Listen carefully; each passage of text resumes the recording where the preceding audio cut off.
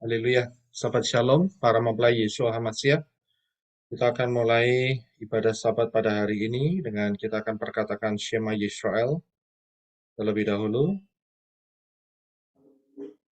Shema Yisrael, Yahweh Eloheinu, Yahweh Echad. Baruch Shem Kevod Malkuto Leolam Faed. Dengarlah hai Israel, Yahweh itu Elohim kita, Yahweh itu Echad. Terpujilah namanya selamanya dan kerajaannya memerintah selamanya. Kasihilah Yahweh Elohimmu dengan segenap hatimu, dengan segenap jiwamu, dan dengan segenap kekuatan akal budimu.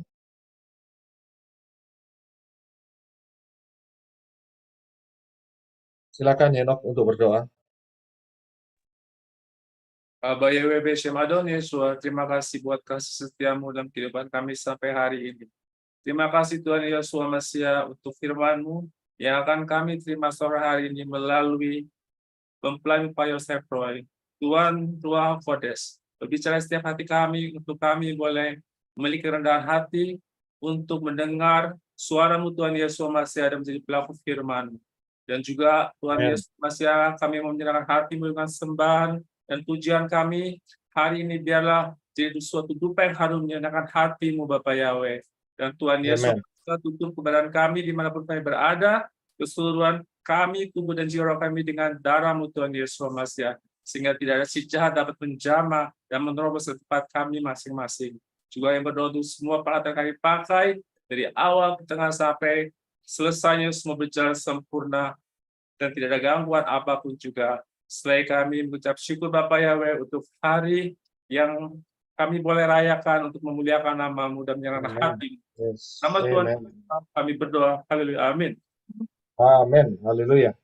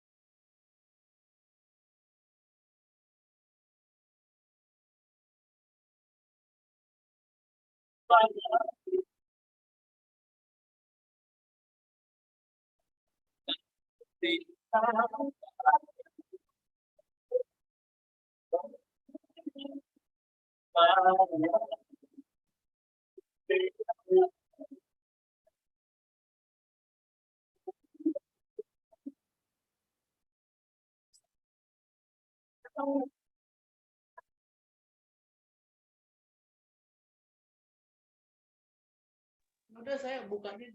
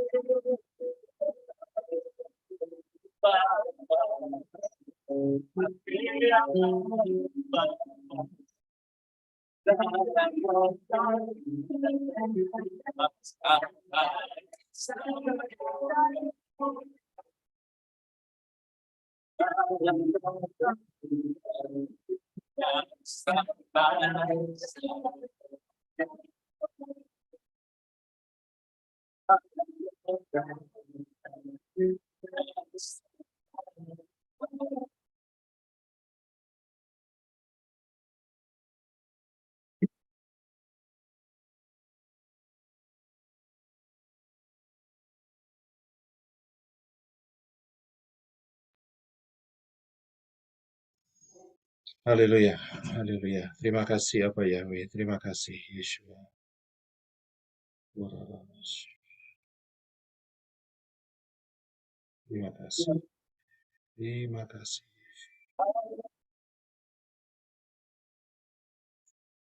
terima kasih, terima kasih.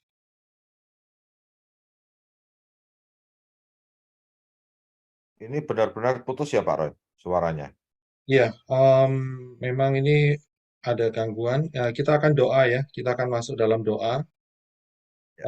Kita akan masuk dalam doa. Ini ada yang di Arizona memang kurang bagus ini ya. Oke, kita akan masuk di dalam doa. Sebentar ya.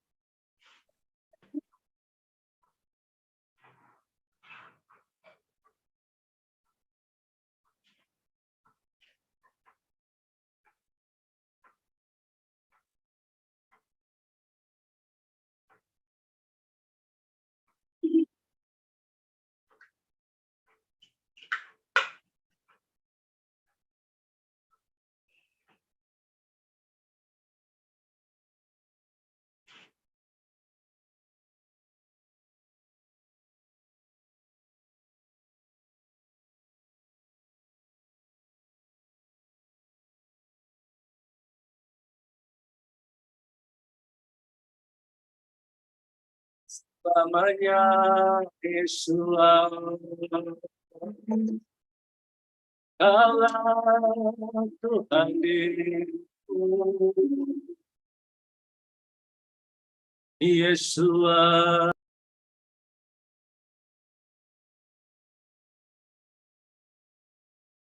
Ya, shalom saudara, kita akan masuk di dalam doa untuk firman. Hari ini memang yang di Arizona putus-putus karena hostnya ada di Los Angeles. Ya, jadi hostnya ada di tempat saya. Jadi masalah teknis ini karena yang di Arizona bukan jadi host. Jadi ada problem yang seperti yang kita dengarkan sekarang. Kita putus-putus suaranya ya. Jadi karena hostnya ada di tempat saya ada di Los Angeles. Jadi kita akan masuk di dalam doa dan kita akan langsung masuk di dalam pembahasan firman. Kita satukan hati di dalam doa. Terima kasih Aba Yahweh atas anugerah-Mu yang luar biasa untuk hari ini.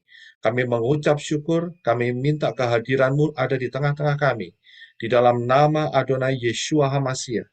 Engkau sendiri akan turun di tengah-tengah kami. Engkau sendiri akan bekerja dengan cara yang ajaib untuk membuka rahasia kebenaran firman-Mu ini. Hanya oleh ruah Yahweh Elohim yang akan membuka mata roh, hati, pikiran, telinga kami, untuk benih-benih firman boleh tertanam di dalam hidup kami. Terima kasih Aba Yahweh, terima kasih. Sungguh anugerah-Mu luar biasa di dalam hidup kami. Kalau sebentar kami akan melihat kebenaran firman, kebenaran firman-Mu ini berbicara di dalam kehidupan kami. Terima kasih Bapak Yahweh, dan benih ini berakar, bertumbuh, berbuah, menghasilkan buah untuk Bapak Yahweh di dalam Adon Yeshua HaMashiach kekal selama-lamanya. Terima kasih Bapak Yahweh, terima kasih. Kami usir semua roh jahat yang mencoba untuk mengganggu jaluran internasional atau sambungan internet ini di dalam nama Adon Yeshua HaMashiach. Pasukan malaikat Bapak Yahweh tetap menjaga hidup kami. Kami percaya dan kami terima kebenaran firman-Mu di dalam nama Adon Yeshua HaMashiach. Yang percaya katakan amin. Haleluya. Haleluya. Ya, shalom.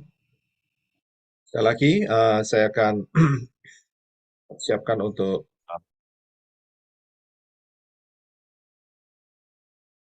tema hari ini. Ya, hari ini kita akan melanjutkan dari pengajaran ya Kemah Suci session yang kelima, yaitu mengenai the bronze altar. Ya, the bronze altar. Dalam bahasa Indonesianya adalah mezbah korban bakaran, ya. Mezbah korban bakaran, dan mezbah ini terbuat dari tembaga. Ya, nanti kita akan melihat kebenaran firman yang ada di dalamnya, sehingga kita bisa memahami dengan baik. Seperti biasa, untuk memahami kebenaran firman ini, kita harus kembali ke akar Ibrani yang benar. Ya, akar Ibrani yang benar. Sehingga dengan pola akar Ibrani yang benar, akan ada banyak rahasia yang kita akan temukan, ya, karena ruah Yahweh Elohim yang akan menuntun kita kepada semua kebenaran yang sangat luar biasa ini, ya. Dan juga ingat bahwa pola Ibrani ini kaya raya dibandingkan dengan pola di luar Ibrani yang adalah miskin. Dan kita mau tetap diperkaya dan terus ada di dalam pola Ibrani yang luar biasa ini. Haleluya. Dan jangan pernah lupa, saya akan terus ingatkan bahwa di dalam pola akar Ibrani ini kita juga harus mengenal 22 huruf Ibrani, dan di dalam 22 huruf Ibrani ini juga ada yang namanya piktograf. Piktograf ini adalah huruf-huruf Ibrani pada zaman yang kuno, ya, zaman yang dulu, ya, sebelum tulisan-tulisan modern Ibrani itu muncul. Mereka menggunakan piktograf yang jumlahnya juga 22.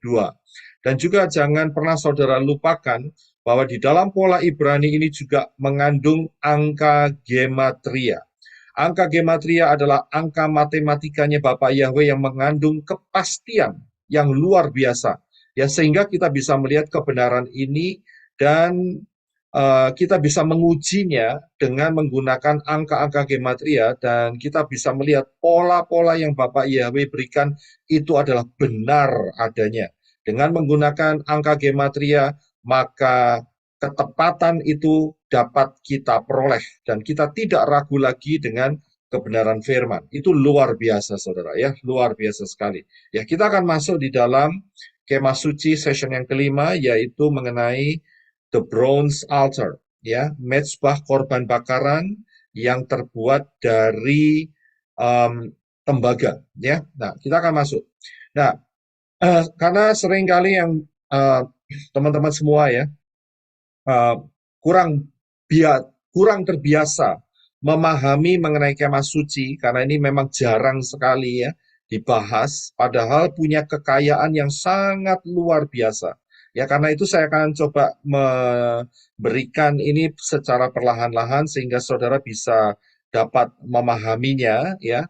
Terlebih lagi, apalagi kalau kita kembali ke pola Ibrani, tambah sedikit lagi yang bisa kita dengar pengajaran ini. Tapi atas anugerah Bapak Yahweh, kita bisa mempelajarinya dengan akurat, karena ini adalah rencana Bapak Yahweh yang luar biasa. Kalau saudara lihat kemah suci ini adalah perintah Bapak Yahweh kepada Moshe untuk dibuat saat perjalanan dari Misraim, keluar dari Mesir menuju tanah Kanaan, ya, menuju tanah Kanaan.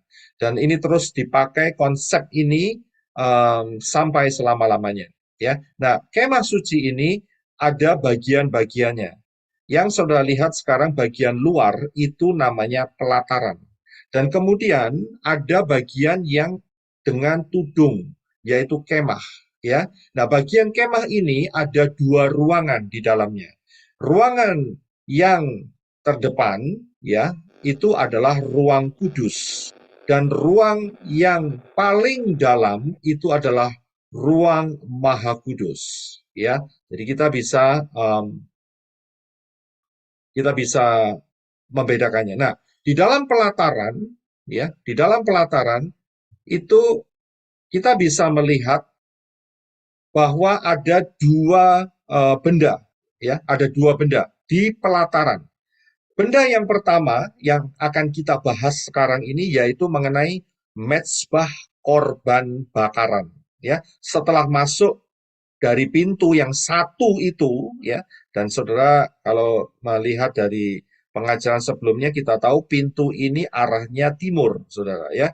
Berarti kalau masuk itu menuju ke barat. Nah, benda pertama yang ditemui adalah mezbah korban bakaran, ya. Nah, kemudian benda yang kedua adalah bejana pembasuhan.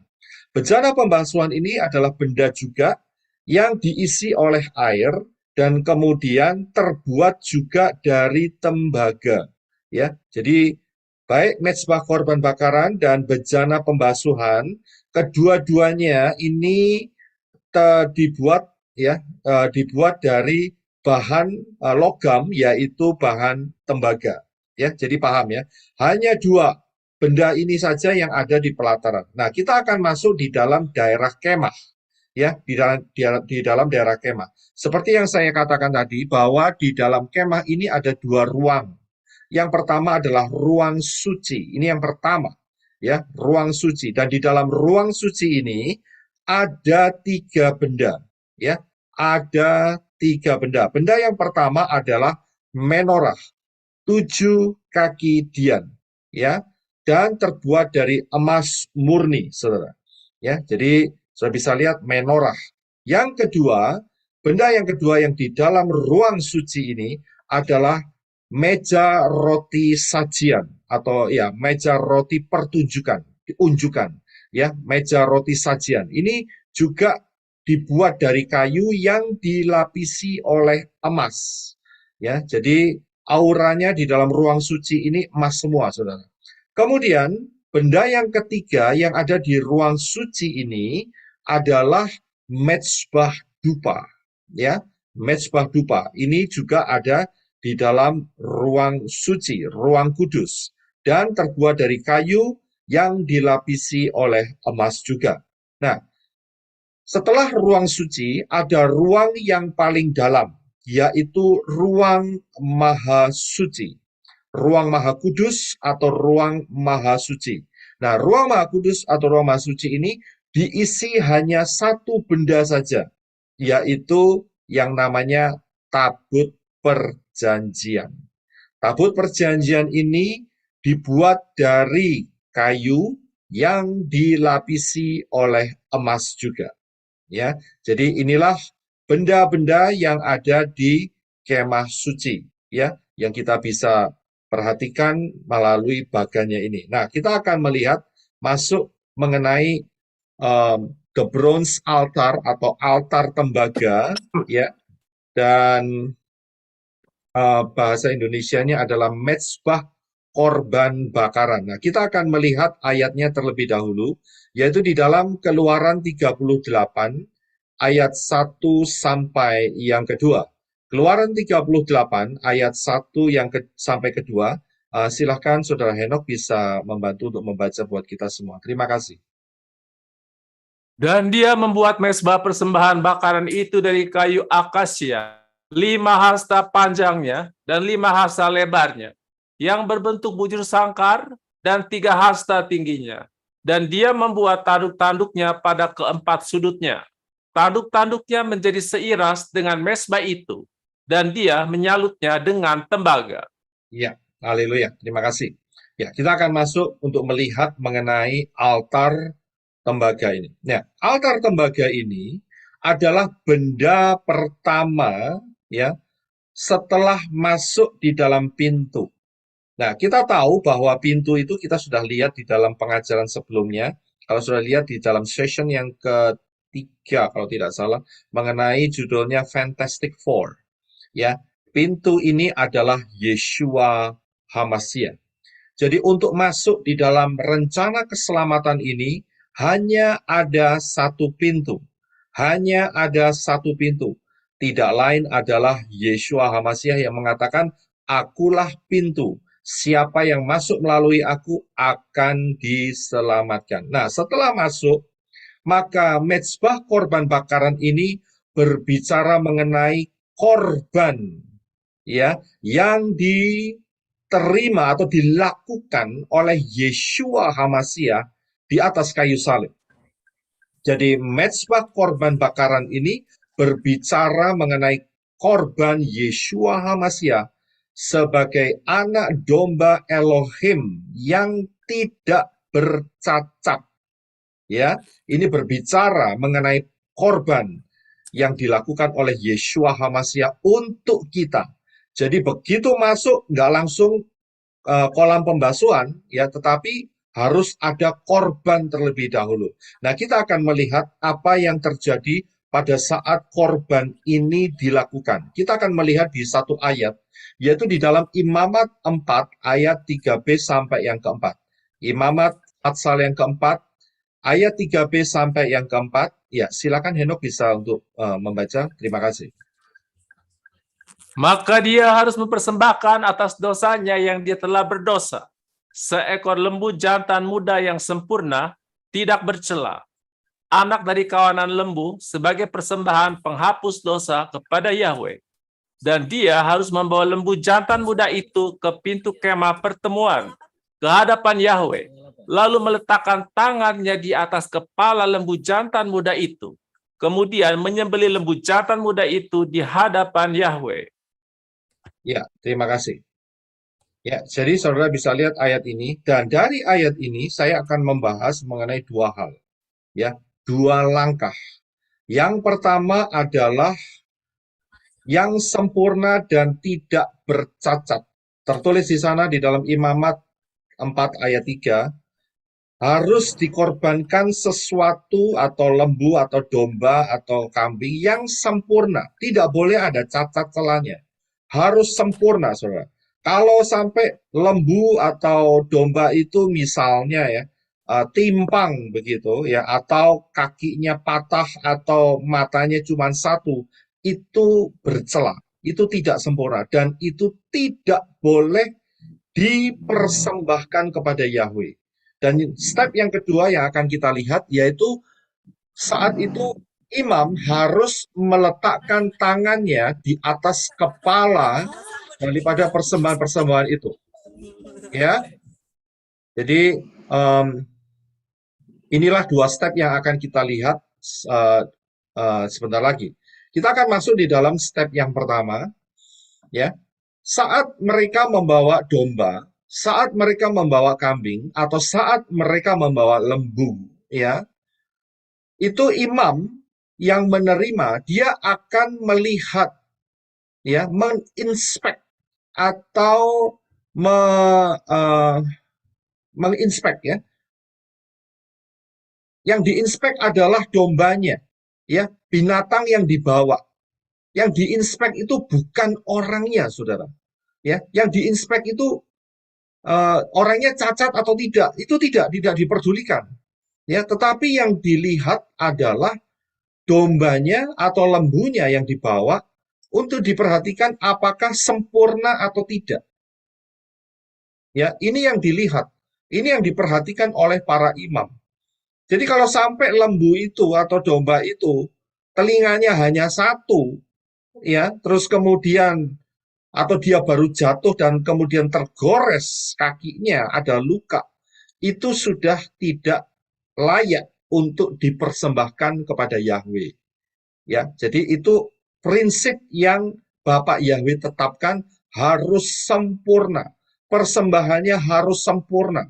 Tidak boleh ada cacat sedikit pun. Harus betul-betul tidak bercela.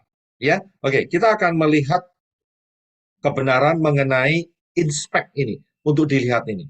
Tapi sebelumnya kita akan lihat dua ayat, yaitu di dalam Kisah Para Rasul 3 ayat 21 dan Matius 24 ayat 14. Silakan Henok. Yesua harus tinggal di Syamaim sampai tiba saat pemulihan segala sesuatu, seperti yang telah dikatakan Elohim melalui para nabinya yang kudus pada zaman dahulu. Dan Injil Kerajaan ini akan diberitakan ke seluruh dunia sebagai kesaksian bagi semua bangsa, dan kemudian akan datang kesudahannya. Ya, terima kasih. Jadi saudara bisa melihat di sini, ya, bahwa Yesua hari-hari ini, saya akan berikan langsung aplikasinya mengenai persembahan yang tidak bercela. Ya, ini maksud saya. Jadi saya mau memberikan pengertian melalui kalau zaman dulu mereka membawa lembu, membawa domba, membawa kambing yang tidak bercela, itu maksudnya apa? Ini yang saya ingin sampaikan.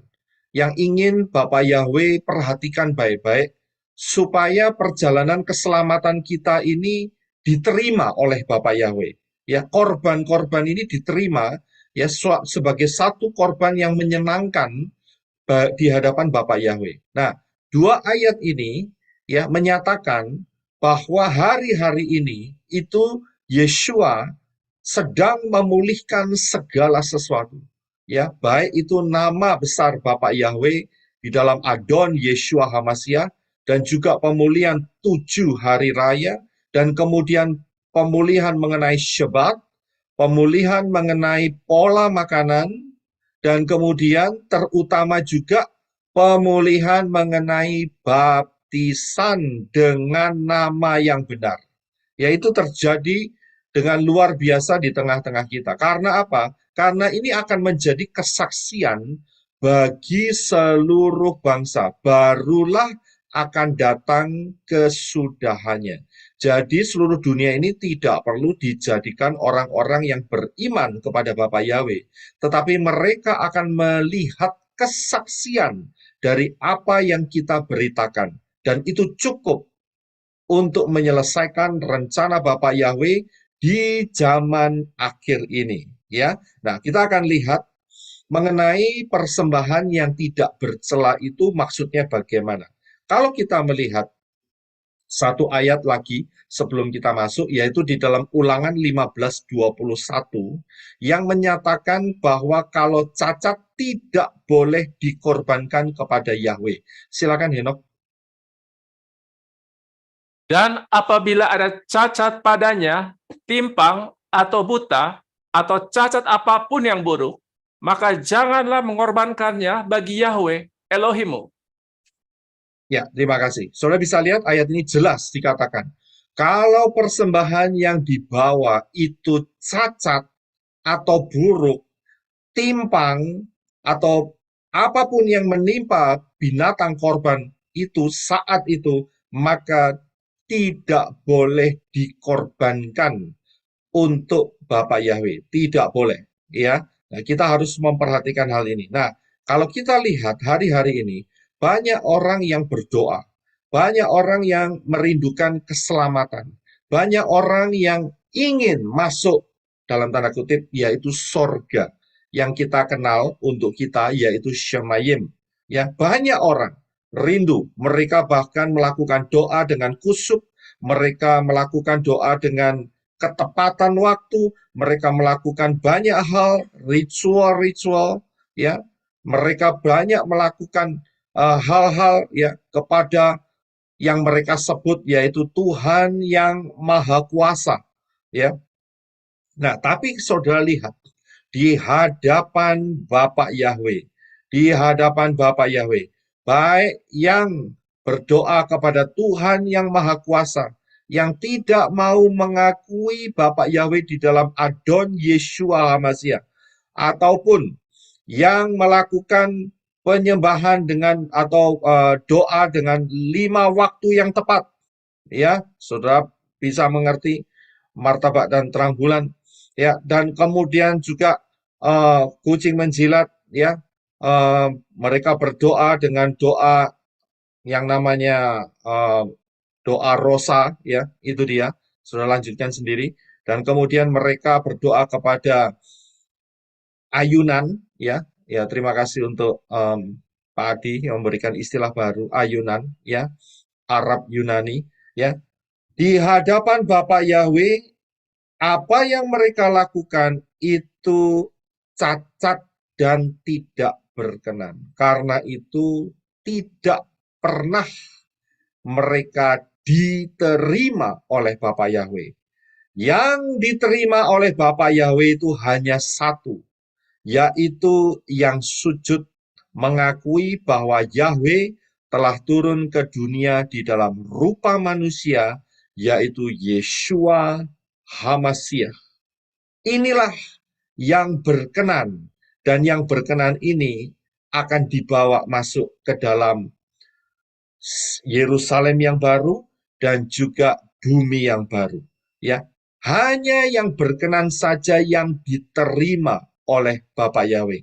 Yang cacat, yang tidak berkenan di hadapan Bapak Yahweh tidak diperkenankan masuk di dalam Shemayim. Ya, bagi siapa yang mendengar hal ini, segeralah saudara bertobat karena waktu rapture sudah tidak lama lagi. Segera saudara harus membongkar fondasi-fondasi keselamatan yang selama ini saudara rasa benar, tetapi sebetulnya salah. Yang benar hanya satu, hanya melalui Bapa Yahweh di dalam Adon Yeshua HaMashiach. Dan ini yang akan membawa kita untuk masuk kekal selama-lamanya di dalam New Jerusalem, Yerusalem yang baru dan bumi yang baru. Ya, jadi inilah yang dimaksud sebagai korban yang berkenan, yang tidak cacat. Ya, jadi jelas sekali. Nah, kemudian langkah yang kedua, kalau kita lihat dari imamah tadi, yaitu dengan meletakkan tangan di atas kepala. Meletakkan tangan di atas kepala. Apa makna daripada hal ini? Kita akan melihat beberapa ayat terlebih dahulu. Yang pertama adalah di dalam Bilangan 21 ayat 9 mengenai Nehustan. Ya, Nehustan. Mungkin saudara bingung apa itu Nehustan. Nehustan itu saudara bisa lihat di dalam 2 Raja-Raja 18 ayat 4, tapi kita akan membaca Bilangan 21 ayat yang ke-9. Silakan Henok. Bilangan 21 ayat 9. Terima kasih. Dan Musa membuat sebuah ular tembaga, yaitu Nakash, dan menaruhnya pada sebuah tiang. Dan terjadilah ketika ular itu memagut seseorang, lalu ia memandang ular tembaga itu, maka dia hidup. Ya, terima kasih. Ya, ular tembaga ini disebut Nehustan. Kalau saudara lihat di dalam 2 Raja-Raja 18 ayat yang keempat. Ya, nah, ular tembaga ini terjadi karena satu peristiwa di mana orang-orang Israel bersungut-sungut dan kemudian Bapak Yahweh menghukum umat Israel yang sedang di dalam padang belantara, yang di dalam perjalanan menuju ke tanah Kanaan, keluar dari Misraim atau Mesir, ya, dan hukumannya adalah dilepaskan ular-ular tedung, ular-ular yang berbisa. Dan siapa yang ngomel, siapa yang bersungut-sungut, itu dipatuk oleh ular ini, saudara. Oleh ular-ular ini. Dan jumlahnya itu nggak sedikit, saudara. Nah, di satu sisi, Bapak Yahweh memerintahkan kepada Moshe untuk membuat ular tembaga. Nah, kalau kita lihat dalam bahasa aslinya adalah nakas. Nah, kita bisa ngerti, ya, nakas itu sebelum dikutuk oleh Bapak Yahweh, itu bentuknya bukan ular. Ya, dia mirip seperti manusia. Tetapi karena sudah dikutuk, maka dia menjadi seperti ular, seperti yang kita lihat sekarang. Ya, inilah yang disebut Nehustan, atau ular tembaga, nakas ini. Nah, setiap orang dikasih tahu oleh Moshe, ya, disebarkan berita bahwa siapa yang terkena racun daripada ular-ular tedung itu segera datang untuk melihat ular tembaga ini. Dan bagi orang yang memandang ular tembaga itu, maka dia akan hidup. Ya, ini cukup unik dan ini merupakan miracle, saudara. Ya, ini sebetulnya nggak masuk akal, maksud saya begitu. Bagaimana mungkin orang dipatuk ular, kemudian hanya melihat ular tembaga, dia jadi hidup? Bukankah ini satu mukjizat? Tanpa dikasih anti racun, diinjeksikan anti racun. Kalau hari ini saudara ada yang digigit ular, pasti dipanggilkan yang namanya paramedik, saudara, ya, untuk segera dikasih yang namanya anti racun daripada ular itu, supaya darah orang yang digigit oleh ular itu tidak membeku, sehingga terus bisa hidup. Kalau tidak akan membeku, sehingga orang itu akan mati, karena jantungnya juga kehilangan kemampuan untuk mengalirkan darah, karena darahnya menjadi sangat-sangat kental sekali. Ya, nah, peristiwa ini sebetulnya saya bilang unik, memang unik, karena ini adalah cara Bapak Yahweh. Nah, peristiwa ini diulangi lagi oleh Yeshua HaMashiach pada saat dia ketemu atau ditemui, maksud saya, oleh Nikodemus. Peristiwa ini diulangi oleh Yeshua HaMashiach. Kita akan lihat ayatnya, yaitu di dalam Yohanes 3 ayat 14 sampai yang ke-15. Silakan itu. Dan seperti Moshe meninggikan ular, yaitu Nakash, di padang gurun, demikian pula lah seharusnya anak manusia ditinggikan, supaya setiap orang yang percaya kepadanya tidak binasa, tetapi memperoleh hidup yang kekal. Iya, terima kasih. Saudara bisa lihat, saat Nikodemus malam itu ketemu dengan Yeshua, Yeshua menyampaikan hal ini. Sama seperti Moshe meninggikan nakas di padang gurun, demikian pula seharusnya anak manusia ditinggikan, supaya setiap orang yang percaya, dalam arti beriman kepada anak manusia, kepada Yeshua HaMashiach, tidak binasa, melainkan beroleh hidup yang kekal. Manusia seluruh dunia ini kena racun daripada dosa. Dulu kita juga kena racun daripada dosa. Tetapi atas anugerah Bapa Yahweh yang memberikan pengertian ini, sehingga kita melihat pengorbanan Yeshua HaMashiach. Dan apa yang terjadi? Saat kita beriman kepada Yeshua HaMashiach, saat kita melihat Yeshua HaMashiach yang tergantung di atas kayu salib, maka kita jadi hidup. Itu luar biasa. Nah, cara kerjanya bagaimana? Ya, cara kerjanya sebetulnya saya sudah pernah sampaikan hal ini di dalam pembahasan di dalam kitab Wahyu, akan tetapi tidak apa-apa, saya akan berikan kembali, yaitu mengenai prinsip transferable. Prinsip bahwa dosa itu tidak bisa hilang, yaitu dosa itu harus ditransfer. Ya, kita sebagai manusia, kalau mau masuk Syamayim, ya, dosa itu tidak pernah diterima oleh Syamayim, saudara. Tidak mungkin manusia bisa masuk Syamayim dengan membawa dosa. Itu tidak diperbolehkan. Itu kekejian, dosa itu kotoran, dosa itu sampah. Karena itu, bagaimana caranya supaya dosa yang ada di dalam manusia ini bisa dipindahkan atau hilang dari manusia? Hanya dengan satu cara, yaitu ditransfer. Ditransfer kemana? Yaitu ditransfer kepada Yeshua HaMashiach. Karena itu, saudara lihat gambar di atas, setiap orang yang membawa domba atau lembu, mereka diwajibkan, ya, setelah ketemu dengan imam, maka mereka diwajibkan untuk meletakkan tangannya di atas kepala lembu itu, atau tangannya di atas kepala domba itu, atau tangannya di atas kepala kambing itu. Harus diwajibkan seperti itu. Karena apa? Itu suatu berbicara mengenai transfer. Jadi dosa itu harus ditransfer, saudara. Nah, dosa kita transfer kepada Yeshua. Kita beriman kepada Yeshua. Yeshua yang nanggung dosa-dosa kita. Yeshua yang menerima, ya, pelanggaran dosa-dosa kita.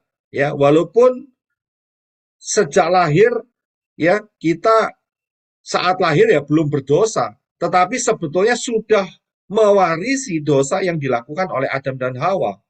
Ya kan, dosa pemberontakan itu diambil oleh Yeshua HaMashiach, dan Yeshua HaMashiach mentransferkannya kembali kepada, ya, mentransfernya kepada siapa? Kepada malaikat-malaikat yang jatuh, malaikat-malaikat pemberontak. Nah, masalahnya malaikat-malaikat pemberontak ini mau transfer kemana? Ya, nggak ada tempat lagi untuk ditransfer. Maka malaikat-malaikat pemberontak, yaitu Hillel ben Sakar, yang sering dikenal dengan istilah Lucifer, itulah yang menanggung di lautan api untuk selama-lamanya. Ada satu profesi di dalam Kejadian 3 ayat 15. Silakan Heno. Kejadian 3 ayat 15. Dan aku akan mengadakan permusuhan antara engkau dengan wanita ini, dan antara keturunanmu dengan keturunannya. Dia akan meremukkan kepalamu, dan engkau akan meremukkan tumitnya. Iya, terima kasih. Saudara bisa lihat, inilah ayat transfer di mana setan saat itu dia pikir dia menang dengan menghancurkan Yeshua HaMashiach di atas kayu salib, tetapi dengan waktu yang sama, disitulah kepala daripada setan itu diremukkan untuk selama-lamanya. Dihancurkan total untuk selama-lamanya. Karena apa? Setelah Yeshua menampung, ya, dosa-dosa daripada manusia yang beriman kepada Yeshua, kemudian itu disalurkan kepada malaikat-malaikat yang jatuh. sehingga mereka yang harus menanggungnya. Dan itu untuk selama-lamanya. Jadi kita harus ingat prinsip transfer ini. Nah, kalau satu orang tidak mau menyerahkan dosanya, mentransferkan dosanya kepada Yeshua, maka orang itu akan menanggung sendiri dosanya. Persis seperti yang ditanggung oleh malaikat-malaikat yang jatuh. Dan harus ditanggung di tempat yang sama. Tempatnya di mana? Yaitu Gehenna atau lautan api. Istilah lautan api yang tepat adalah dijauhkan dari hadirat Bapa Yahweh. Ya, itulah satu tempat yang sangat mengerikan sekali dan tidak ada jalan keluar. Tidak ada pintu keluarnya. Siapa yang sudah masuk di sana tidak bisa keluar lagi. Karena itu kesempatan di dalam dunia ini hanya satu kali. Selagi kita hidup, maka pilihlah jalan keselamatan yang benar, yang tidak bercacat, ya, yang tidak bernoda, yaitu satu, yaitu melalui Yeshua HaMashiach. Ya, kita sudah lihat gambarnya tadi di atas. Nah, yang berikutnya dikatakan bahwa Keluaran 382 ayat 1 dan 2 mengenai mezbah korban bakaran ini, itu ada tanduk-tanduknya. Dikatakan bahwa dan dia membuat tanduk-tanduknya pada keempat sudutnya. Tanduk-tanduknya menjadi seiras dengan mezbah itu. Ada tanduk-tanduk. Tanduk-tanduk ini berbicara mengenai apa? Ya, kita akan lihat ayatnya, yaitu di dalam nanti ya. Saya akan berikan terlebih dahulu bahwa tanduk itu berbicara mengenai kuasa atau kekuatan. Ayatnya ada di dalam Mazmur 18 ayat yang ketiga. Silakan Henok, bagian bawah bisa dibaca. Mazmur 18 ayat yang ketiga. Yahweh adalah gunung batuku dan benteng pertahananku dan pembebasku, Elohimku, kekuatanku, aku percaya kepadanya, perisaiku dan tanduk keselamatanku, menaraku yang tinggi. Ya, terima kasih. Saudara bisa lihat, tanduk ini berbicara mengenai kuasa. Tanduk ini berbicara mengenai kekuatan. Ya, kalau saudara lihat di dalam Tanakh, ada banyak yang menggunakan tanduk, dan itu berbicara mengenai hal ini. Tanduk itu juga berbicara mengenai pemberontakan, ya, mengenai kekuatan memberontak kepada Bapa Yahweh. Tapi tanduk ini mempunyai inti, yaitu mempunyai kekuasaan atau kekuatan. Nah, kekuasaan-kekuatan ini, ya, yang membuat kita menang. Kekuatan daripada mezbah korban bakaran. Kekuatan daripada pengorbanan Yeshua HaMashiach. Ini yang membuat kita menang di dalam menghadapi kehidupan ini. 1 Korintus 15 ayat 53 sampai yang ke-55. Silakan Hino. Sebab yang fana harus mengenakan yang kekal, dan yang dapat mati mengenakan yang tidak dapat mati. Apabila yang fana ini telah dapat mengenakan yang kekal, dan yang dapat mati ini telah mengenakan yang tidak dapat mati, maka digenapilah firman yang telah tertulis, maut telah ditelan dalam kemenangan. Maut, di mana sengatmu? Alam maut, di manakah kemenanganmu? Iya, terima kasih. Upah dosa adalah maut. Ya, tetapi anugerah daripada Bapa Yahweh melalui Yeshua HaMashiach yang adalah dirinya sendiri di dalam rupa manusia. Jadi barang siapa yang percaya, yang menerima, yang beriman kepada Yeshua HaMashiach, maka ayat ini akan berlaku. Maut telah ditelan di dalam kemenangan. Maut, di mana sengatmu? Alam maut, di mana kemenanganmu? Karena Yeshua HaMashiach telah melunasi. Saat Yeshua HaMashiach di atas kayu salib mengatakan, it is finished. Telah selesai. Ya, disitulah kemenangan total yang Yeshua berikan bagi saudara dan saya. Sehingga dari ayat ini kita bisa melihat, ya, tidak lagi orang-orang yang meninggal atau yang mati setelah kematian Yeshua HaMasiah dan kebangkitannya, mereka dikirim ke dalam pangkuan Abraham yang ada di perut bumi. Ya, tidak lagi. Tetapi dengan pengorbanan yang sempurna ini, maka orang-orang yang telah meninggal atau orang yang mati setelah kematian dan kebangkitan Yeshua, mereka akan langsung dibawa ke Firdaus yang ada di Syamayim. Ya, jadi jelas sekali. Kalau saudara kurang jelas, saudara bisa lihat pengajaran mengenai dunia orang mati. Ya, saudara bisa lihat di sana. Jadi ayat ini jelas mengatakan, ya, maut, ya, kematian tidak menjadi problem, tidak menjadi sengat di dalam kehidupan mempelai Yeshua HaMasiah. Karena tahu, ya, karena kita tahu ada jaminan yang sangat kuat yang Yeshua berikan kepada kita melalui Ruach Yahweh Elohim. Saat kita pulang, ya, saya yakin mungkin masih ada beberapa yang akan pulang sebelum rapture, tetapi kita sangat mengharapkan sekali bahwa rapture ini betul-betul menjadi bagian yang luar biasa di dalam tahun-tahun yang akan datang. Tidak lama lagi, saudara. Ini juga yang menyatakan bahwa maut, kematian tidak mempunyai sengat di dalam kehidupan kita. Kita akan di rapture. Mempelai-mempelai Yeshua HaMasiah yang setia, ya, yang tidak menyangkal imannya, yang terus ada di dalam anugerah keselamatan, Yeshua di dalam kita, kita di dalam Yeshua, pasti akan terangkat. Ya, luar biasa sekali jaminan yang Bapak Yahweh berikan melalui Yeshua HaMasiah. Nah, kita lihat yang selanjutnya, bahwa kemah suci ini juga merupakan prinsip covenant, ya, prinsip perjanjian. Covenant. Nah, kalau kita tahu bahwa covenant ini adalah huruf Ibraninya adalah Tav, ya, huruf yang terakhir, angka gematrianya 400, ya, dan simbolnya atau piktografnya itu adalah dua ranting yang bersilang. Perhatikan, ya, piktograf daripada covenant atau perjanjian, dua ranting yang bersilang.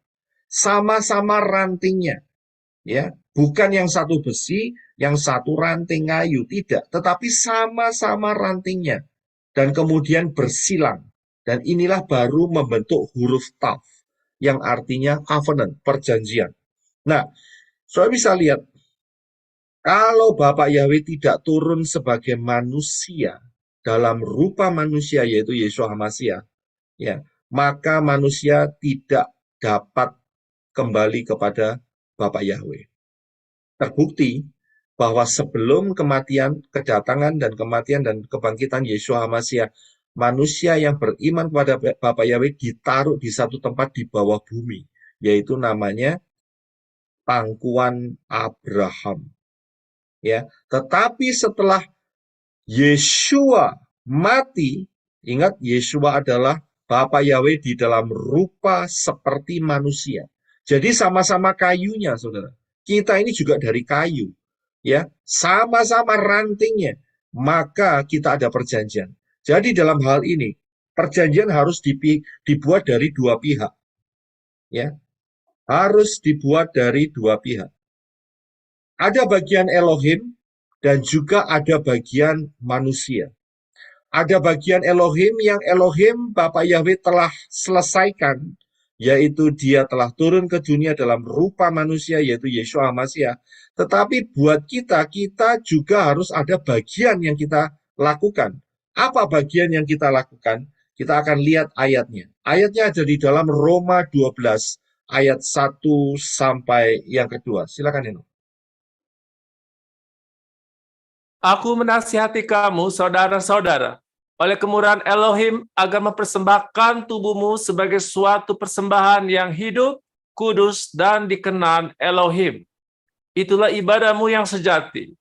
Janganlah menjadi serupa dengan orang-orang di dunia ini, tetapi biarlah kamu diubahkan oleh pembaruan pikiranmu, agar kamu dapat mengenal kehendak Elohim yang baik, yang berkenan, dan yang sempurna. Iya, terima kasih. Saudara bisa lihat, inilah bagian untuk manusia, yaitu mempersembahkan tubuh ranting ini sebagai persembahan yang hidup dan kudus dan yang diperkenan oleh Elohim. Dan itu merupakan ibadah yang sejati. Dengan cara apa? Dengan cara supaya orang-orang yang beriman kepada Bapa Yahweh dalam Yesua itu tidak menjadi serupa dengan dunia ini. Caranya bagaimana? Pikirannya harus dirubah. Konsep mindset-nya yang selama ini dipenuhi dengan mindset atau konsep-konsep dunia, itu harus dibongkar. Berani bongkar fondasi yang salah. Kemudian diganti dengan fondasi yang benar. Fondasi yang benar itu apa? Ya, fondasi yang benar adalah Tanak dan Brit Gadasa. Ya, kebenaran firman di dalam pola Ibrani yang benar. Itu yang harus dilakukan. Sehingga kalau pikiran kita diubah, pikiran kita difokuskan kepada Bapa Yahweh di dalam Adon Yeshua HaMashiach, maka kita bisa membedakan, oh ini tidak boleh, oh ini boleh, ini tidak boleh, ini boleh. Begitu kan? Dan setelah itu kita memilih yang boleh, yang memperkenankan Elohim. Dan itu menyenangkan hati Bapa Yahweh. Jadi kalau orang sudah terima Yeshua HaMashiach, dan orang itu terus di dalam dosanya yang lama, itu dipertanyakan, saudara.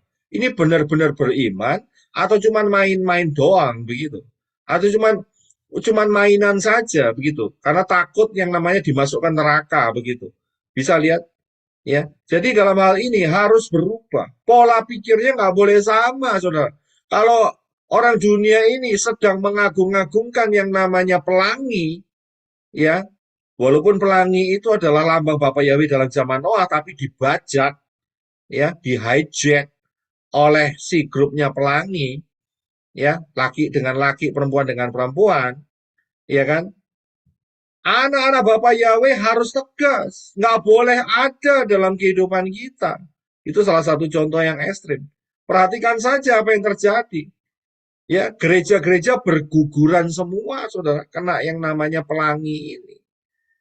Ya, karena apa? Karena pembaharuan pikirannya itu nggak ada.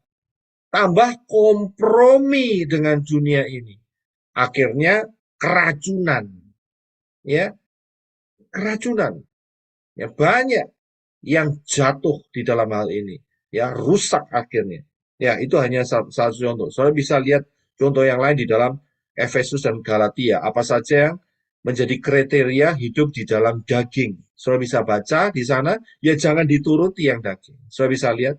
Nah, orang harus mau diproses sebagai bagian daripada manusia di dalam covenant, di dalam perjanjian, itu harus diproses. Ya, mau diproses. Soalnya kita lihat ya, ada satu peristiwa yang luar biasa saat Yeshua menyembuhkan orang buta. Ya, Yeshua itu menyembuhkan orang buta itu berkali-kali, saudara, berkali-kali. Ya, tetapi yang satu ini unik, saudara. Yang satu ini unik, yaitu di dalam Markus 8:22 sampai 24. Kita akan lihat keunikannya. Silakan, Eno. Dan dia tiba di Betsaida, dan mereka membawa seorang buta kepadanya dan meminta dia supaya menjamahnya. Dan setelah memegang tangan orang buta itu, dia menuntunnya keluar dari desa, dan dengan meludah ke matanya seraya menumpangkan tangan padanya, dia menanyainya, apakah dia melihat sesuatu? Dan setelah melihat, ia berkata, aku melihat orang-orang, karena aku melihatnya bagaikan pohon-pohon sedang berjalan. Iya, terima kasih. Saya tadi katakan bahwa Yeshua itu kalau menyembuhkan orang buta itu macam-macam. Ada yang cuma dijamah matanya melihat. Kemudian ada yang dilakukan dengan Yeshua meludah ke tanah dan mengambil tanah itu di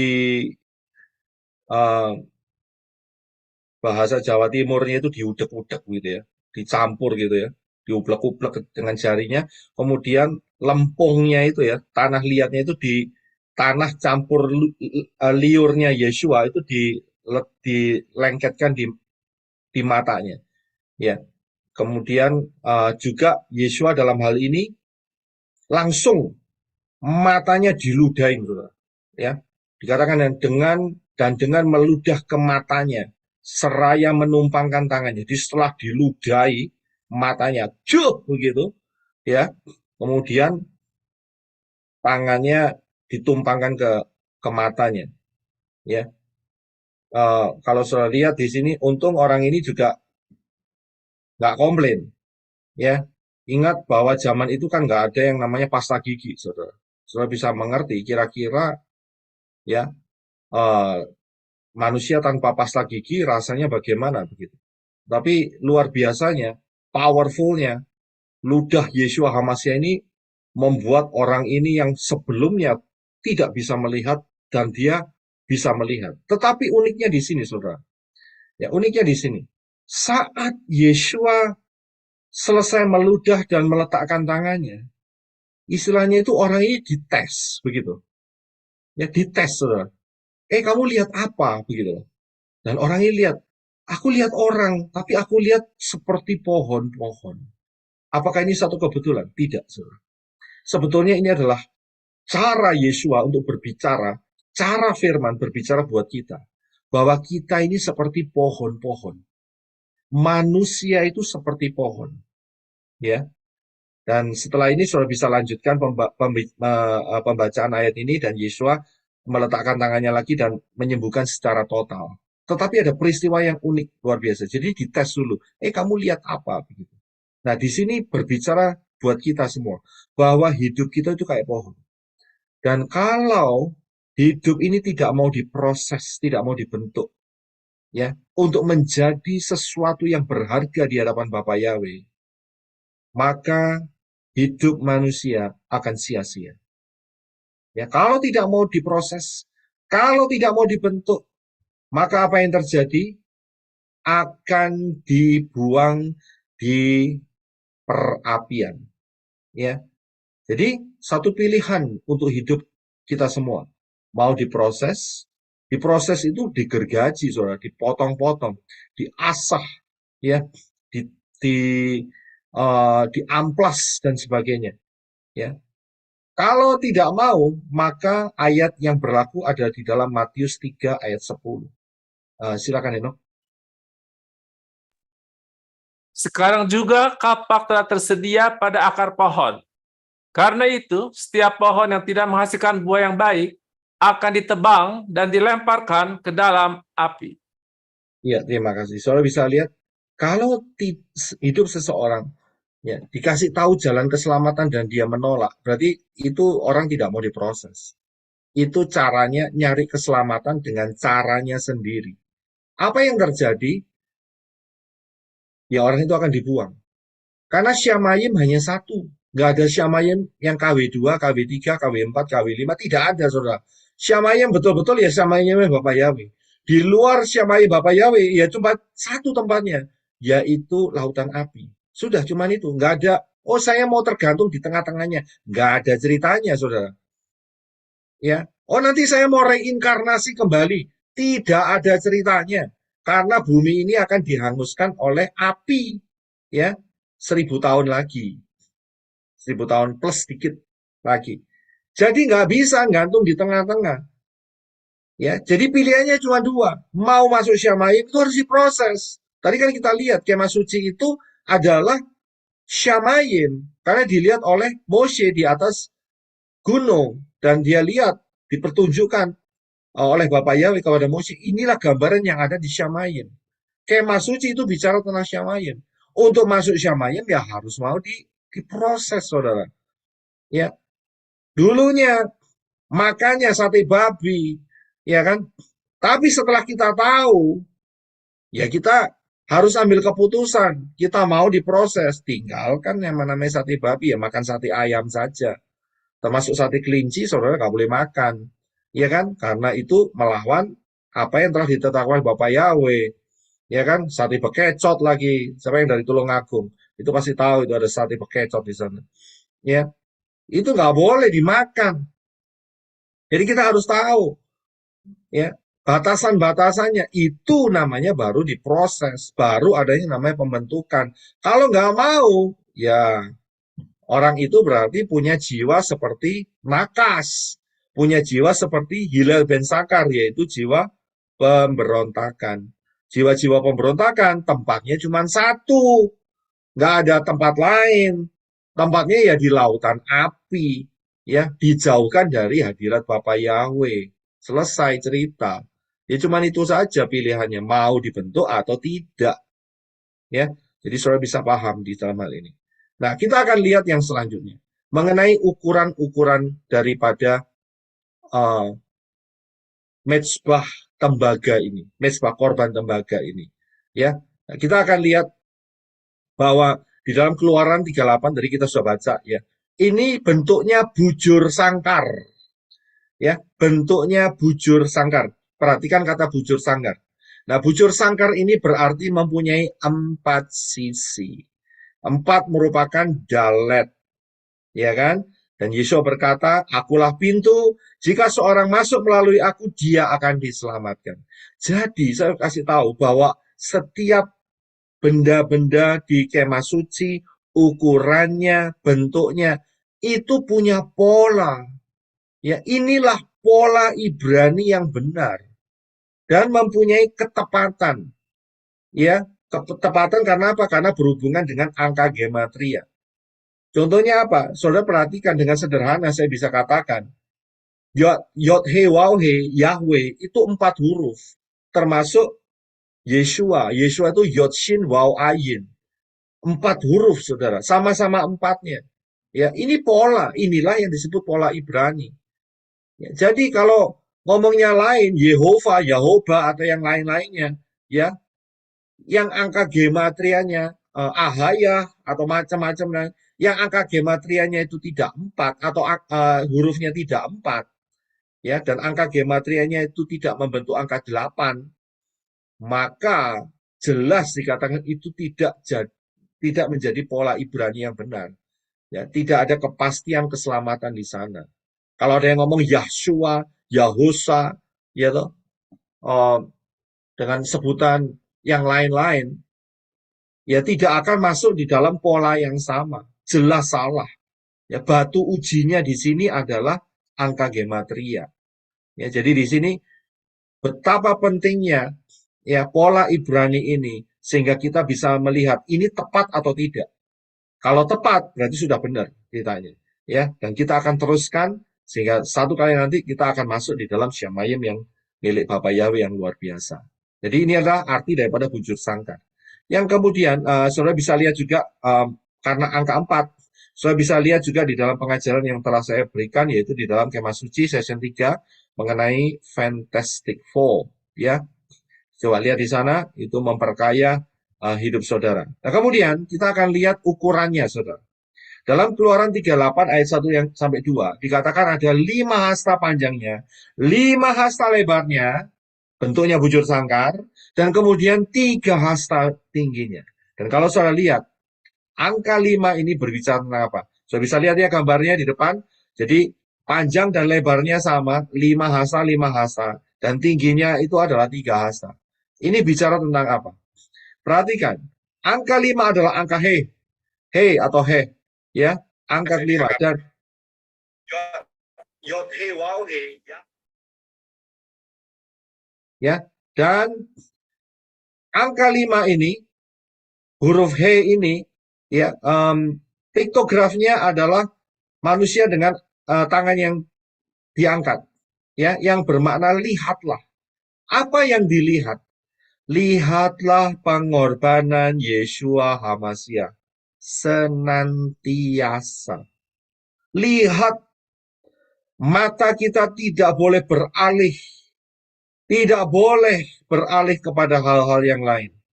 Ya, kalau mau masuk di dalam rencana keselamatan, hanya satu, lihat Yeshua HaMashiach. Ya, jadi dengan menggunakan angka gematria 5. Kemudian bagaimana dengan 3? Ya, kita tahu bahwa 3 itu adalah Gimel. Ya, dan piktografnya adalah gimel, ya, camel, atau gamal, ya, onta. Nah, ini adalah angka daripada ruah Yahweh Elohim. Kita akan baca ayatnya, ya, mengenai ruah Yahweh Elohim di dalam Roma 8 ayat yang ke-11. Silakan, Eno. Namun, jika roh Dia yang telah membangkitkan Yeshua dari antara yang mati berdiam di dalam kamu, Dia yang telah membangkitkan Hamasya dari antara yang mati akan menghidupkan juga tubuhmu yang fana melalui rohnya yang berdiam di dalam kamu. Haleluya. Terima kasih. Saudara bisa lihat ayat yang luar biasa ini. Siapa yang membangkitkan tubuh Yesua? Tidak lain adalah roh Dia. Roh siapa ini? Yaitu ruah Yahweh Elohim. Saudara bisa lihat. Dan dikatakan kalau ruah Yahweh Elohim ini yang telah membangkitkan Yeshua Hamasya dari antara orang mati, itu ada di dalam kamu, ada di dalam kita, ada di dalam saya, maka kita akan mendapat jaminan bahwa kita akan dibangkitkan juga. Kita bisa lihat, dikatakan bahwa yang mati akan menghidupkan juga tubuhmu yang fana.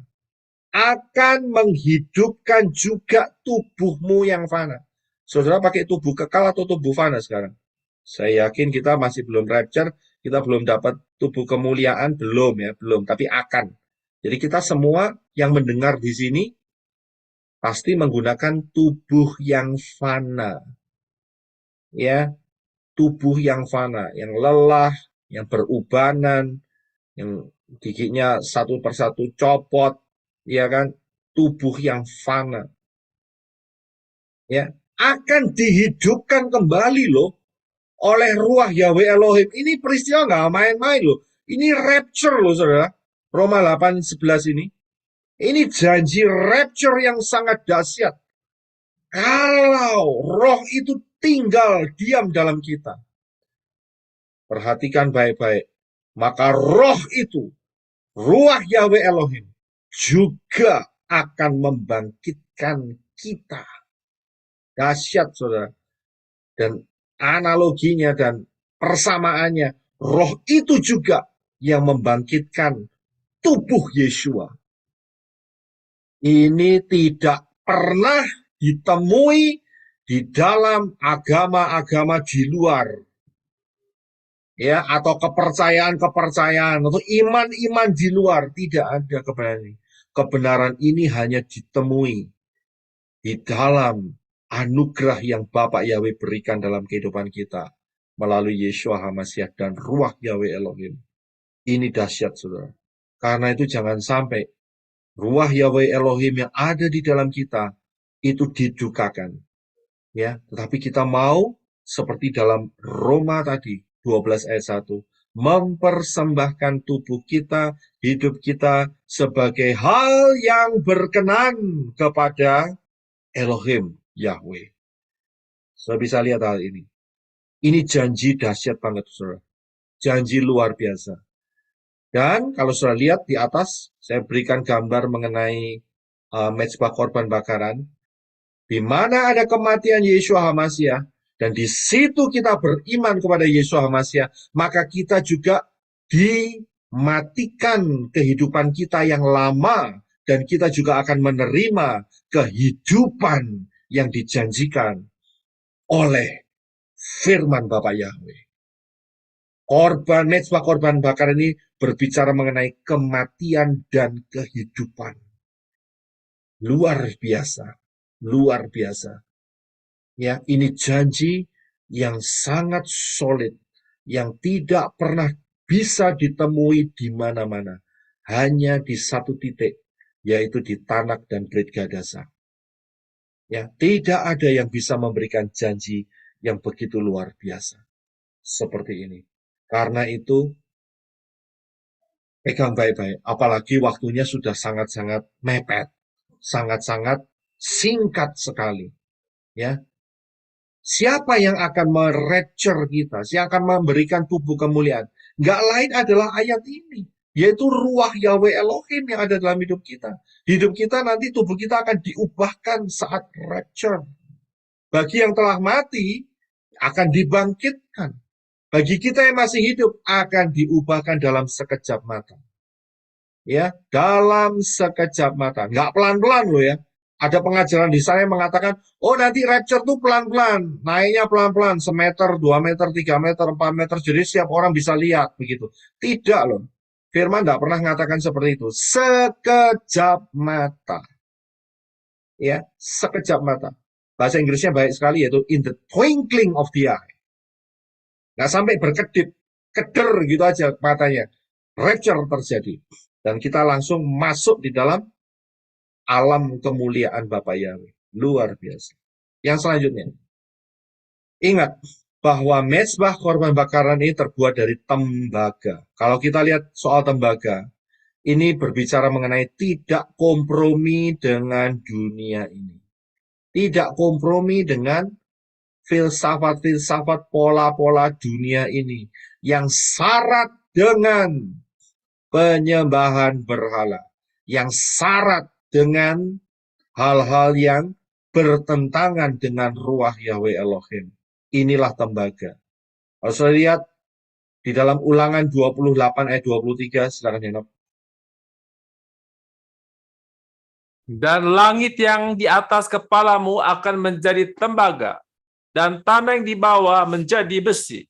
Ya, terima kasih. Tembaga ini berbicara mengenai pemisahan, mengenai penghukuman. Sikap kita harus terhadap dunia ini harus seperti tembaga, tidak pernah kompromi. Ya, Wahyu 2 ayat 18 kita sudah pernah lihat di dalam pembahasan Tiatira ya dalam kitab Wahyu. Silakan ya, Nuk.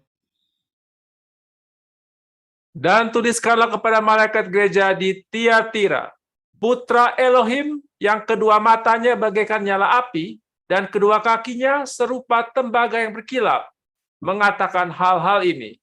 Ya, terima kasih. So bisa lihat, Yeshua pun memberikan contoh yang sama buat kita. Bahwa dia tidak pernah kompromi dengan dunia ini. Tidak pernah. Dalam hal keselamatan, jangan pernah kompromi, saudara. Nggak boleh kompromi. Kompromi berarti racun setan itu masuk dan orang itu akan keluar dari jalur yang benar. Sudah bisa lihat, sudah bisa baca atau pelajari di dalam pembahasan Jemaat Tiatira Wahyu pasal yang kedua, season yang keempat. Ya, Roma 12 ayat 2. Inilah aplikasinya. Ya, silakan Henok. Janganlah menjadi serupa dengan orang-orang di dunia ini, tetapi biarlah kamu diubahkan oleh pembaruan pikiranmu, agar kamu dapat mengenal kehendak Elohim yang baik, yang berkenan, dan yang sempurna. Ya, terima kasih. Kalau seseorang ya tidak bisa mengenali kehendak Elohim yang baik, berkenan, dan sempurna, berarti orang itu kompromi dengan dunia ini. Berarti orang ini serupa dengan orang dunia ini. Karena nggak bisa bedain. Tapi orang yang dipimpin oleh ruah Yahweh Elohim, dengan prinsip tembaga ini, ya, dia tidak mau jadi serupa dengan dunia ini. Karena itu, bisa mengenal kehendak Elohim. Mana yang baik, mana yang tidak baik. Mana yang berkenan, atau yang tidak berkenan.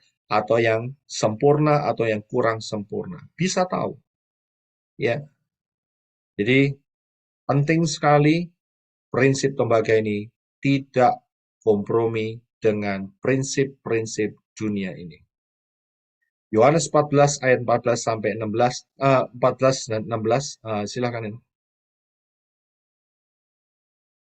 Aku telah memberikan firman-Mu kepada mereka, dan dunia membenci mereka karena mereka tidak berasal dari dunia, sama seperti aku tidak berasal dari dunia.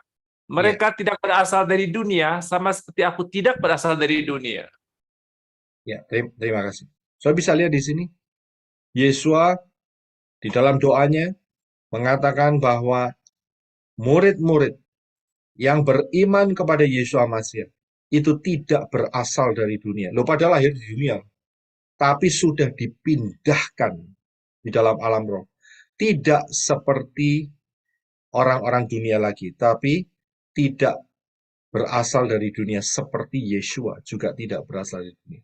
Saudara dan saya yang telah beriman, berjalan di dalam kebenaran firman, kita tidak berasal dari dunia. Kita berasal dari tempat yang sama di mana Yeshua HaMashiach berada. Saya bisa lihat, ini jaminan kekal. Ini luar biasa sekali. Karena itu jangan pernah kompromi dengan dunia ini. Prinsip tembaga. Yang kompromi berarti orang itu berasal dari dunia ini. Ya. Nah, kemudian kita lihat bahwa api itu tidak boleh padam. Dan tidak boleh ada api asing. Ya. Mezbah korban bakaran dari tembaga ini, apinya harus tetap menyala. Ya, harus tetap menyala. Dan api ini tidak boleh tercampur dengan api asing. Imamat 16 ayat 3, silakan Neno. Haruslah api itu dinyalakan terus-menerus di atas mezbah itu. Ia tidak boleh padam. Ya, terima kasih. Saya bisa lihat apinya tidak boleh padam. 1 Tesalonika 5:19 mengatakan jangan memadamkan roh. Jadi api itu jangan dipadamkan. Jangan padamkan api ruah Yahweh Elohim yang ada di dalam kehidupan kita. Galatia 1 ayat 6 sampai yang ke-7. Ini yang bisa bikin api itu padam. Silakan Eno. Aku heran bahwa demikian cepat kamu berpindah dari Dia yang telah memanggil kamu ke dalam anugerah HaMashiach kepada Injil yang berbeda, yang sebenarnya tidak ada yang lain, selain adanya beberapa orang yang menggelisahkan kamu dan bermaksud memutarbalikkan Injil HaMashiach. Ya, terima kasih. Saya bisa lihat pengajaran-pengajaran Injil yang berbeda itu mempengaruhi ya jemaat di Galatia.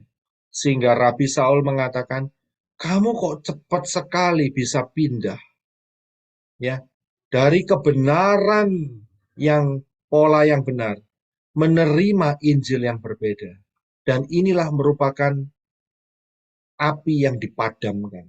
Nggak punya lagi gairah atau fokus kepada pola akar Ibrani yang benar. Yang difokuskan oleh Injil yang berbeda itu, ya, yang sering dikumandangkan adalah dirinya sendiri. Itulah Injil yang berbeda. Ya. Tidak memberikan pengajaran dengan jelas. Ya, menurut pikiran orang ini, menurut pikiran orang itu, tidak menurut kebenaran firman. Ya, itu berbahaya sekali. Dan mulai 2000 tahun yang lalu di zamannya jemaat Galatia, itu sudah ada banyak orang yang kehilangan api ini. Sehingga mereka berpindah dari kebenaran yang benar menuju kepada pengajaran-pengajaran palsu. Hati-hati, ini menjadi problem yang paling besar di dalam zaman akhir ini. Karena apa? Firman mengatakan, sekiranya mungkin, ya, nabi-nabi palsu itu menyesatkan orang-orang pilihan. Menyesatkan orang-orang pilihan.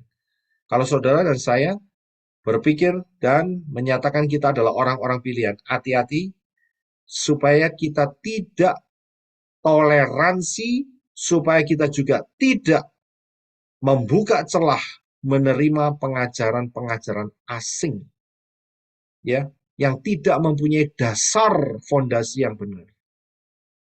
Berjaga-jagalah. Ingat, saya sudah pernah menyampaikan di dalam materi Wahyu Fatsal yang ke-12. Ekor si naga itu menyeret sepertiga bintang. Coba saudara lihat lagi pengajaran itu, pelajari lagi. Ya, ekornya menyeret sepertiga bintang. Ini adalah pengajaran-pengajaran palsu zaman akhir ini yang dipakai oleh Satan untuk memadamkan api yang ada di dalam orang-orang pilihan. Jangan itu terjadi dalam kehidupan kita. Ya. Sekarang kita coba lihat ayat selanjutnya dalam Galatia 4 ayat yang ke-9. Silakan. Namun sekarang, setelah kamu mengenal Elohim, atau lebih lagi setelah kamu dikenal oleh Elohim, bagaimana mungkin kamu berbalik lagi pada penguasa-penguasa dunia yang lemah dan miskin, dan ingin menghambakan diri lagi kepadanya? Iya, terima kasih. So bisa lihat, ini teguran Rabi Saul kepada kehilat jemaat di Galatia. Kamu sudah kenal Elohim bahkan lebih. Bahkan kamu sudah bertumbuh. Bahkan dikenal oleh Elohim. Bagaimana mungkin kamu bisa berbalik lagi kepada pengajaran-pengajaran yang diencerkan, pengajaran-pengajaran yang dipalsukan. So bisa lihat, yang tidak mempunyai dasar fondasi firman. Hati-hati, saudara.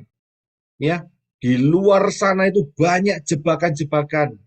Jadi kalau saudara, ya, supaya tidak terjebak, jangan masuk ke daerah-daerah yang menjebak.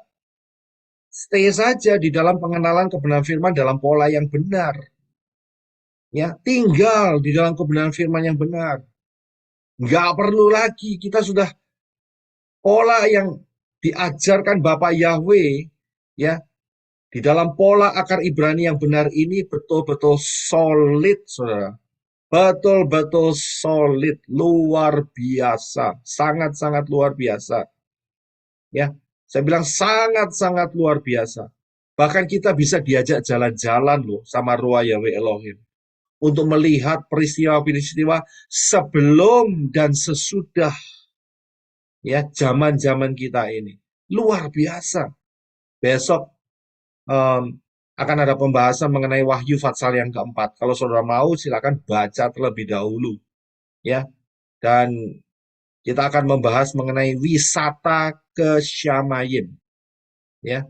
Wahyu Fatsal yang keempat. Itu kita bisa dibawa loh sama Ruah Yahweh Elohim untuk melihat apa yang ada di atas sana, apa yang bakal terjadi, apa yang sudah terjadi.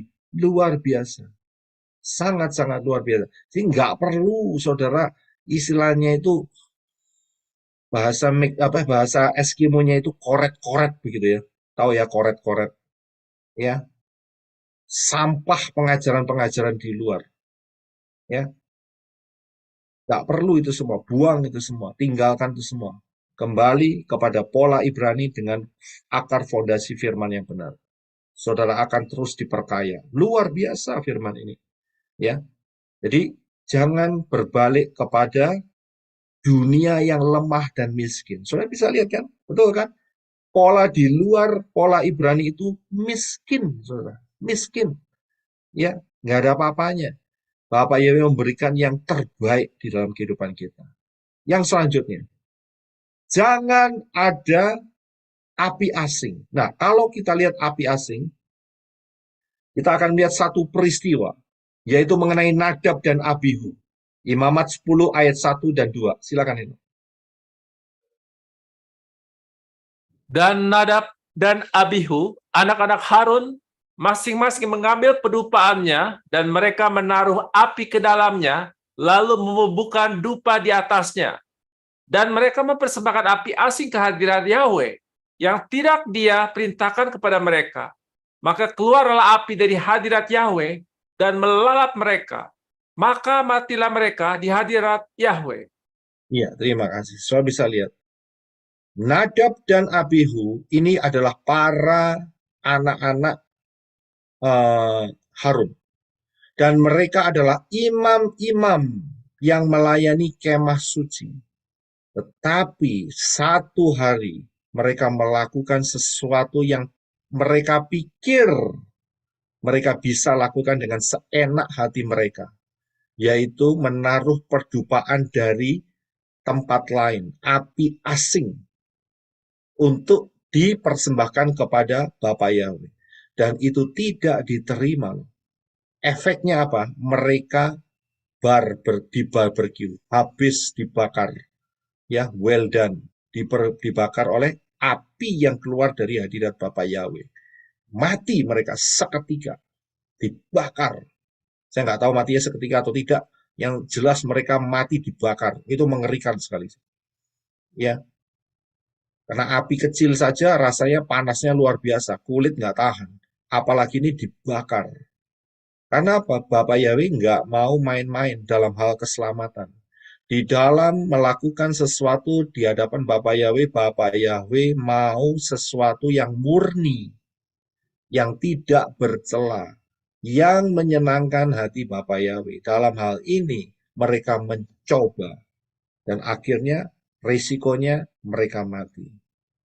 Galatia 1 ayat 9. Silakan, Eno. Namun, sekiranya kami atau malaikat dari Syamai memberitakan kepadamu selain apa yang telah kami beritakan kepadamu, biarlah dia terkutuk, seperti yang telah kami katakan sebelumnya.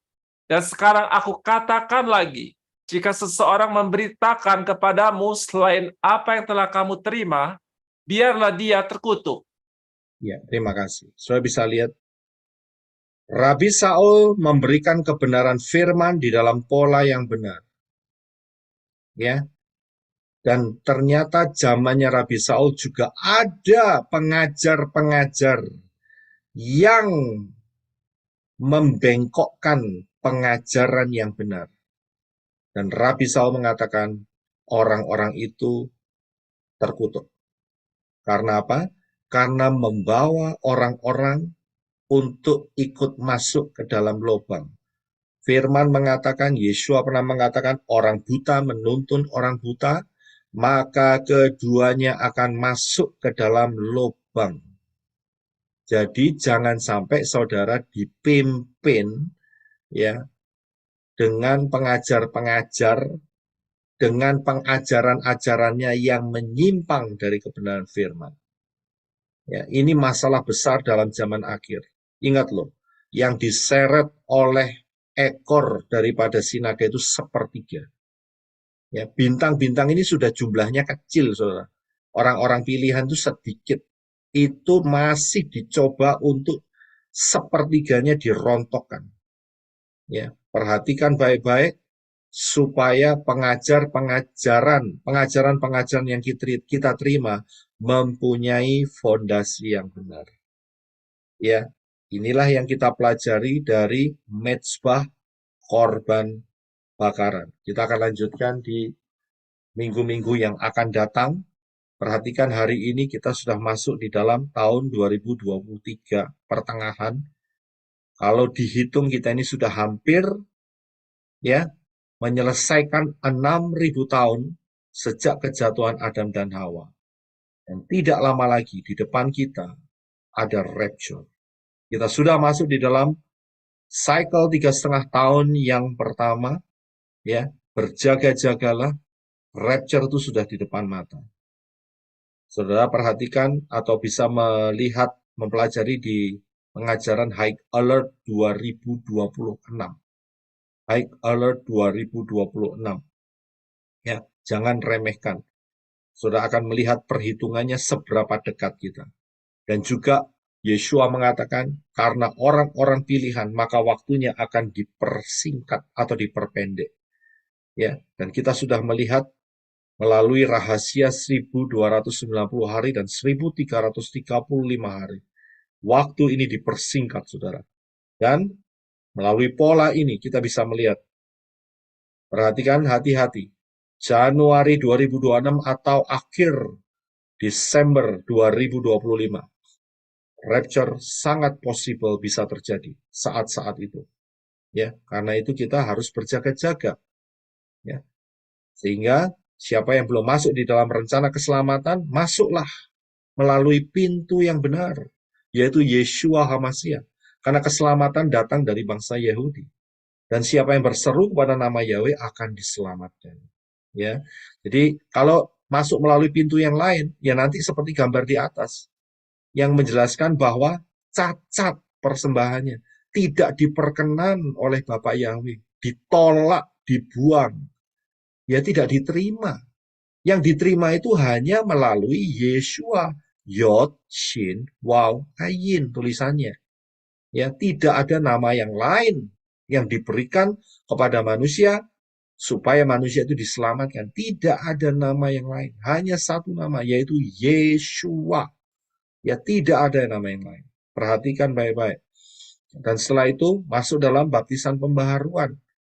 Ya, inilah meterai keselamatan dan kemudian belajar pola Ibrani yang benar dalam Tanak dan Brit Gadasa, tinggalkan yang namanya Natalan, ya, Cungkok Sinien, Cengbing, terus kemudian tinggalkan Easter, ya, Rabu Abu, ya, Jumat Agung, ya, telur Paskah, tinggalin itu semua. Itu nggak punya fondasi firman.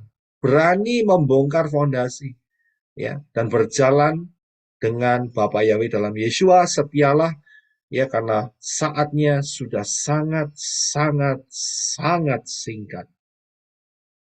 Siapa yang membutuhkan informasi baptisan pembaharuan, segera saudara kontak melalui teman-teman yang sudah tercantum dalam pelayanan menorah.com. Sudah bisa lihat di sana, ya, segera minta baptisan pembaharuan, masuk di dalam langkah yang benar, bangun fondasi iman yang benar, ya, dan Maranatha, Bapak Yahweh memberkati kita semua.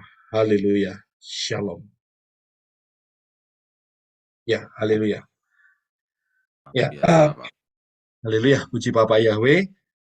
Jadi terima kasih untuk teman-teman yang telah bergabung pada malam hari ini.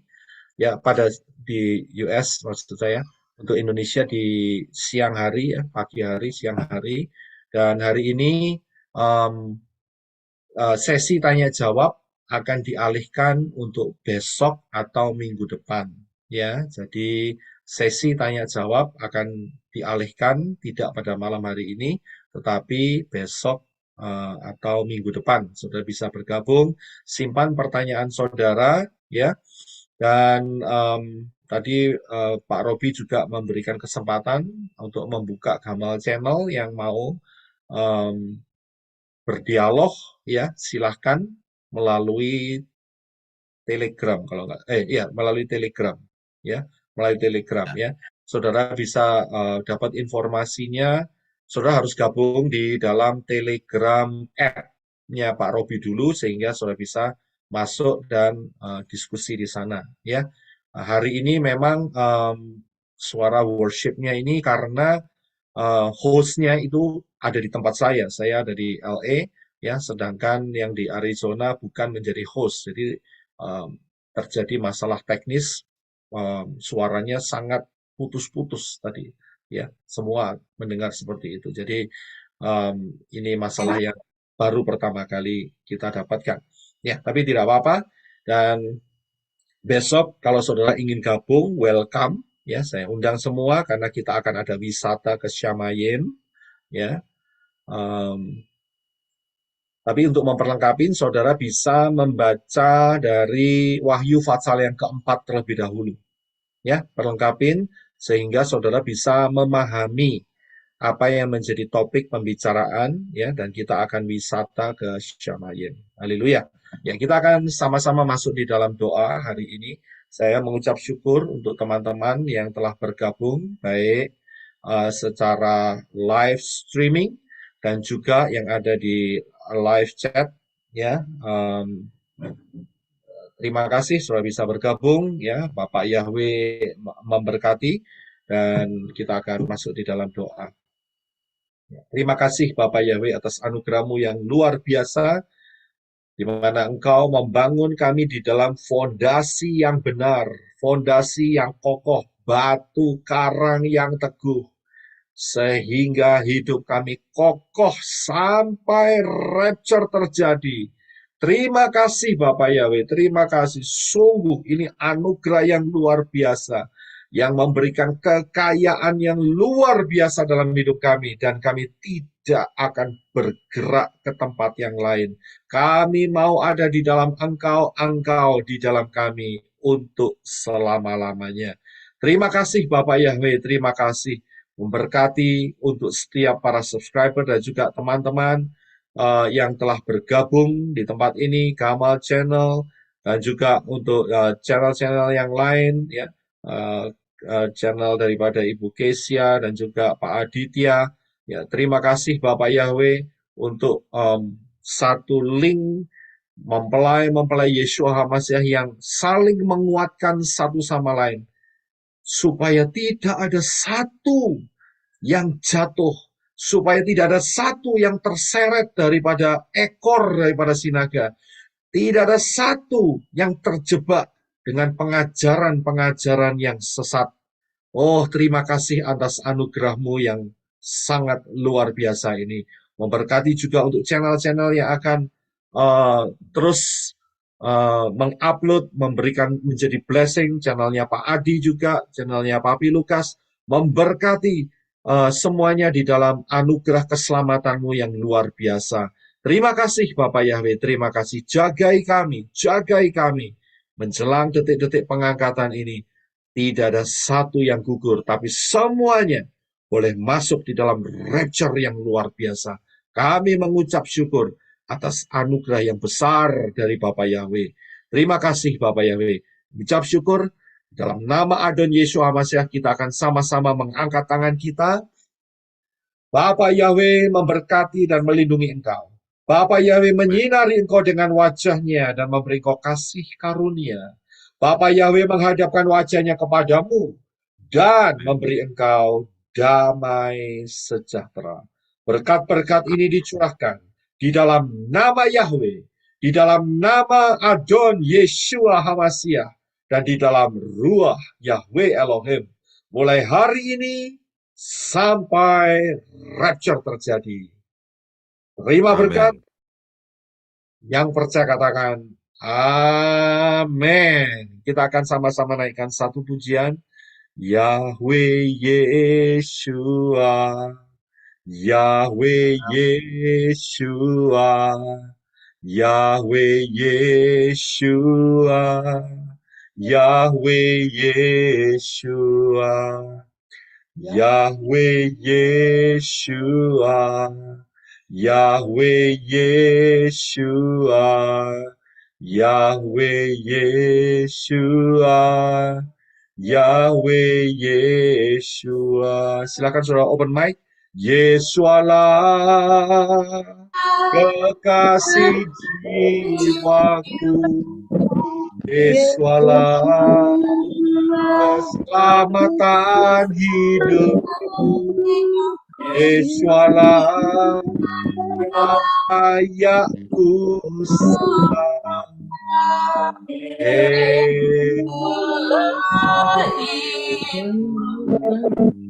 Yahweh Roh Kudus, Yahweh Roh Kudus, Yahweh Roh Kudus, Yahweh Roh Kudus.